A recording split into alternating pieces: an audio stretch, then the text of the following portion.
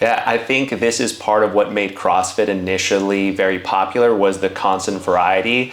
But then you saw for general populace that there was like an initial gain because they're going from no training to some sort of training. Right. But then they never made improvements beyond that.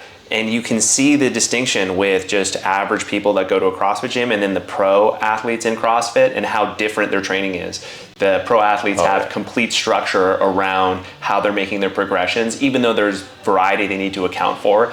But the layman that just looking to exercise and have fun, it is cool to just go into a class and have a bunch of cool things that'll be laid out before you, and you really have no idea what you're going to go into. But it is interesting how quickly, without like having a proper structure, how quickly that can just become just a thing that you do, and then you will stagnate because you're not actually, by changing things so frequently, then you can't actually get good at something.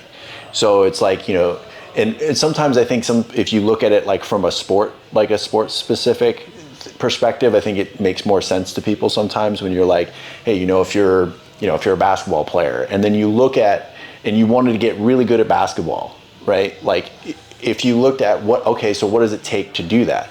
Well, if you're not actually playing the game or things that are like related to the skill of basketball, how could you possibly progress at it? Yeah. Right. So the same thing applies when we're looking at, you know, getting stronger or whatever it is. If you want to get much stronger in pull-ups, but then when people don't take a step back and actually look at how often are they training that movement pattern and then the muscles that contribute to being better at pull-ups.